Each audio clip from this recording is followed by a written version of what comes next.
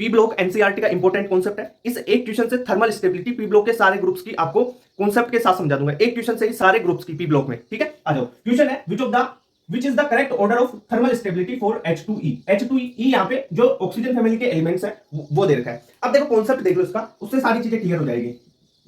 Concept की बात करूं तो अगर सबसे पहले तो थर्मल स्टेबिलिटी कैसे वेरी करती है उस चीज की बात कर लेते हैं। तो टॉप टू बॉटम अगर आप ऊपर से नीचे जाते हैं पीरियोडिक टेबल में, टॉप टू बॉटम जाते हैं तो क्या होगा, जो थर्मल स्टेबिलिटी है वो डिक्रीज होगी, पहली चीज। दूसरी बात आप रिड्यूसिंग नेचर से भी देख सकते हो। रिड्यूसिंग नेचर वो होती है थर्मल स्टेबिलिटी के इनवर्स।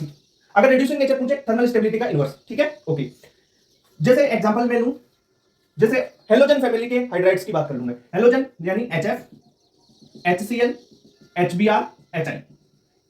टॉप टू बॉटम जाओगे थर्मल स्टेबिलिटी डिक्रीज, यानी HF की सबसे ज्यादा, फिर उससे कम HCl, फिर सबसे कम हो जाएगी HI की आपकी, ऐसे। ठीक है, ये होगी आपकी हेलोजन फैमिली। जैसे नाइट्रोजन फैमिली के हाइड्राइड्स, जैसे NH3, PH3, ASH3, जैसे जैसे टॉप टू बॉटम जाओगे थर्मल स्टेबिलिटी क्या होती जाएगी, घटती जाएगी।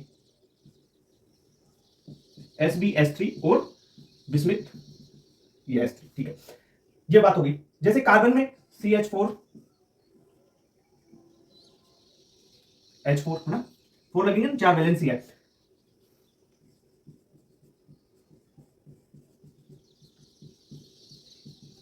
ये लो, टॉप टू बॉटम जा रहे हो, थर्मल स्टेबिलिटी डिक्रीज हो रही है। क्वेश्चन में आपको ये ऑक्सीजन फैमिली की टॉप टू बॉटम देखो, सबसे ज्यादा होगी ऑक्सीजन के हाइड्राइड की बात कर रहा हूं ना, तो OH2 सबसे ज्यादा। ठीक है, यहां पे देखो H2S की दे रखा है, ये रॉन्ग हो गया। H2PO की दे रखा है, पोलोनियम की, ये रॉन्ग हो गया। ऐसे ही आप निकाल सकते हो, H2O ऑक्सीजन, फिर सल्फर, सेलेनियम, टेलुरियम और पोलोनियम। ठीक है, तो ये बात हो गई। तो थर्मल स्टेबिलिटी की ये चीजें क्लियर हो गई आपको, है ना। तो अगर थर्मल स्टेबिलिटी का कोई क्वेश्चन आएगा आप कर लोगे।